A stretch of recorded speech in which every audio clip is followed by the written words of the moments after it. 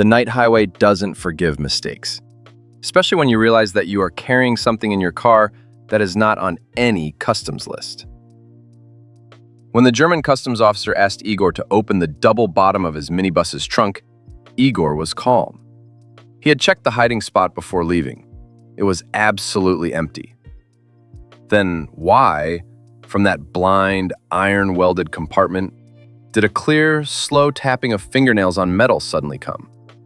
Someone really wanted to get out. And that someone knew Igor's name. The rain was pouring like cats and dogs. Przemyśl was drowning in gray, cold water. The autumn wind drove puddles across the station square, where a white Mercedes Sprinter stood with a sign, Przemyśl, Paris. Igor, a tired 30-year-old driver, was throwing the last bag into the trunk. This trip was supposed to be ordinary. 7 passengers in the cabin, an elderly couple traveling to see their children, a student with a backpack, an immigrant worker, Ivan, 2 young female tourists, and a quiet man in a gray coat on the back row who immediately pulled his hood over his eyes.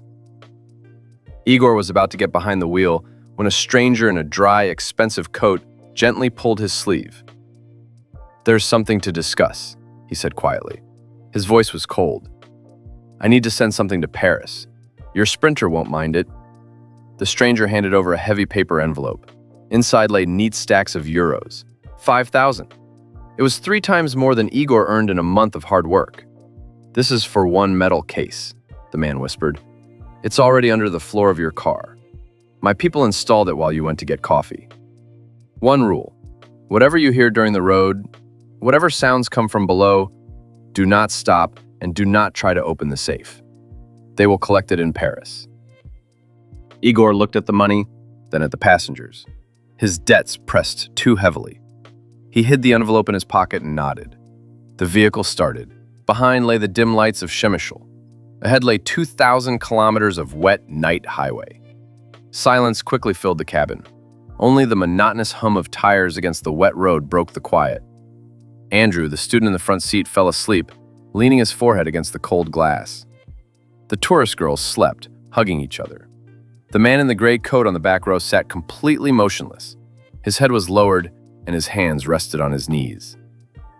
Shusha. Shusha. The wipers swept the windshield rhythmically. The rain turned into a thick fog. Visibility dropped to 30 meters. Igor slowed down. The money in his pocket felt unnaturally heavy, as if it were dragging him down.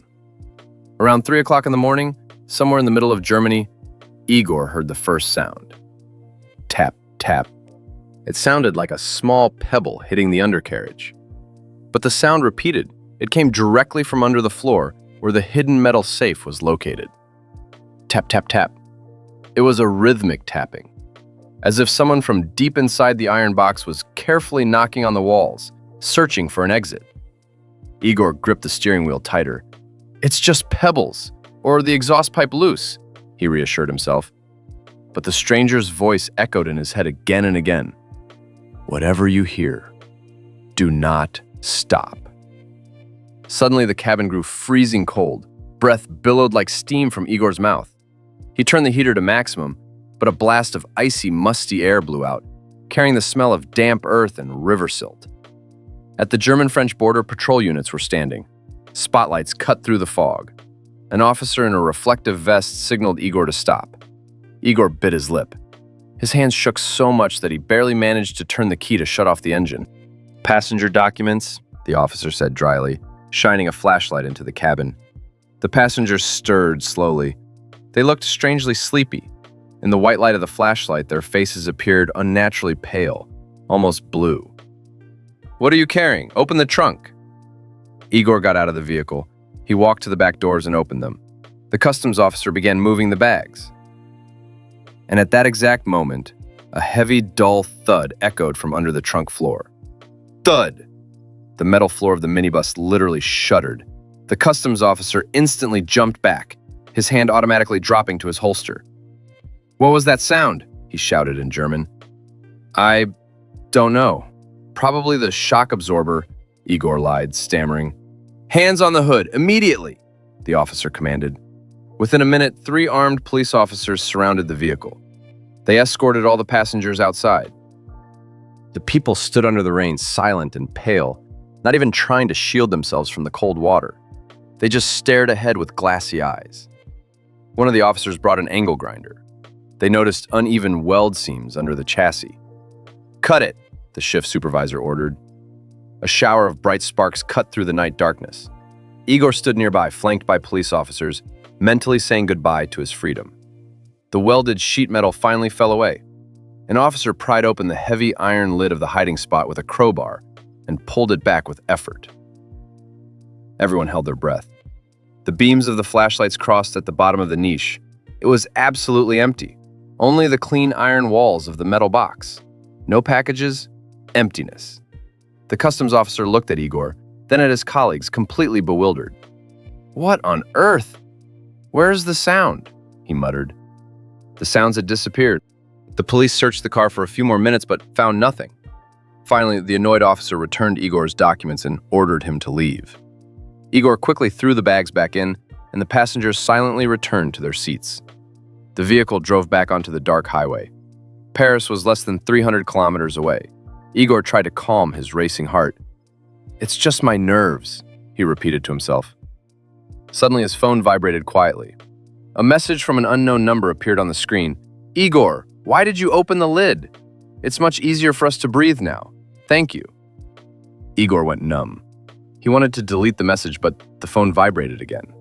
"We are already coming up into the cabin. It is so warm here." Igor slowly raised his eyes to the rearview mirror. The cabin of the minibus was plunged into semi-darkness. But now the passengers behaved differently. They were no longer asleep. They all sat with straight backs, staring directly at Igor through the mirror. Their eyes were completely black, without whites, and dark, thick water slowly dripped from their mouths. "Igor." Suddenly, a quiet voice came from the radio speakers. It was the voice of his late mother. "Why did you sell us?" "Mom?" Igor whispered, his voice cracked. "You took the money, Igor. You sold our memory. You sold everything that connected you to the living." Suddenly, the phone exploded with dozens of messages. They arrived every second from his deceased relatives, friends, and neighbors who had died back in his childhood. "We are with you, Igor. We will always be with you now, in your car." The passengers in the back stood up from their seats at the same time and began slowly moving forward. Their wet hands left dark, dirty prints on the ceiling fabric. The man in the gray coat came closest. When he raised his head, there was no face under the hood, only a black void. Igor screamed. He slammed his foot on the brake pedal with all his might. The vehicle skidded on the wet asphalt. The Sprinter spun several times, crashed through the metal highway guardrail, and flew into a deep ditch, straight into the thick bushes of the forest. The impact was of terrible force. The cracking of breaking trees, the shattering of glass, the scraping of metal. And then, silence fell. Igor slowly opened his eyes. There was no pain. The windshield was completely shattered. Only the broken headlights glowed in front of the car. He turned his head back. The cabin was empty. Not a single passenger. No bags. Only wet seats covered with a layer of river silt and fallen leaves. Igor tried to get out of the car, but the doors were blocked. He looked at his hands. They were blue and pale, and black water was slowly seeping from under his fingernails. He looked at the phone screen, which had miraculously survived on the dashboard. Only one message glowed there. "Delivery complete. Your soul is accepted as payment for the trip." The next morning, French road services discovered the crashed minibus in a ditch outside Paris. When rescuers opened the cabin, they found only empty, wet clothes in the driver's seat and a pile of Igor's old family photo archives, which he had supposedly left at home many years ago. And on the floor under the seat lay a dry paper envelope with 5,000 euros, which had turned into ordinary, dry autumn leaves. The Przemyśl Paris route had finally reached its final stop. Only there was no one left to get out of this car.